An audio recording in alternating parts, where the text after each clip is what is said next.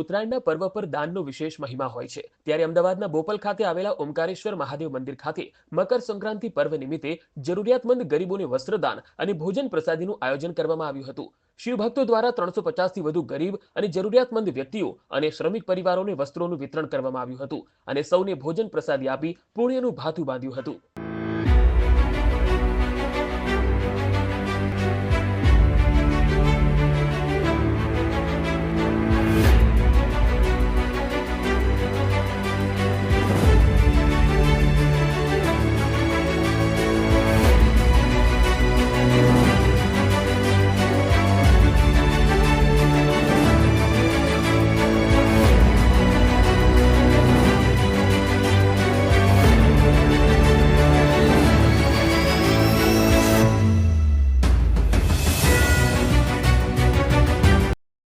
દર વર્ષની જેમ આ વર્ષે પણ ઓમકારેશ્વર મહાદેવ ખાતે વસ્ત્રદાન, અન્નદાન તેમજ બીજી બધી પ્રવૃત્તિઓ, કોઈ નાના ભૂલકાઓ, લેડીઝો, પુરુષો એ લોકોને અહીંયા બોલાવી દાળ, ભાત, પૂરી, શાક અને લાડુનું ભોજન સમારંભ કરવામાં આવ્યો હતો અને નાના છોકરાઓ માટે કપડાં, સ્ત્રીઓ માટે સાડી અને પુરુષો માટે ધાબળાનું વિતરણ કરવામાં આવ્યું હતું।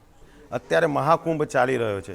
મહાકુંભની અંદર સ્નાન કરી અને જે ગૌરવ અમે અનુભવીએ છીએ તેવું જ અનુભવ અમને અહીંયા ગાડી આ વસ્ત્રદાન, અન્નદાન એ કરી અને બધાને જમાડી અને એવું અમને દાન કર્યા પછી અમને અંદરથી અનુભૂતિ બહુ સારી થાય છે કે અમે સ્નાન કર્યું હોય મહાકુંભની અંદર એવી અમને અહીંયા અનુભૂતિ થઈ છે। ઓમકારેશ્વર મહાદેવમાં સમય પ્રમાણે સેવા આલું છું અને ઘી કાંટાથી કોઈ અમારા બધા દાતાઓ દરજીઓ છે, ધાબળા હાલે છે, કપડાં હાલે છે। એ વસ્ત્રદાનમાં લોકો બાળકોને, કોઈ ગરીબોને ધાબળા એ બધું વિતરણ કરવામાં આવે છે। વસ્ત્રદાનમાં ઘી કાંટા દરજી સમાજ, ઢીમા સમાજ તરફથી જે સહકાર મળે છે એ સહકાર અમને ખૂબ ઉપયોગી થાય છે, જેથી અમે નવા વસ્ત્રો, બાળકોના નાના વસ્ત્રો પણ નવા અને એમને આપી શકીએ। અને ધીમા સમાજના રણછોડભાઈનો ખૂબ ખૂબ આભાર કે એ અમને આ કાર્યમાં સહયોગ કરે છે અને અમને આ કાર્ય આગળ કરવા માટે પ્રેરિત કરે છે।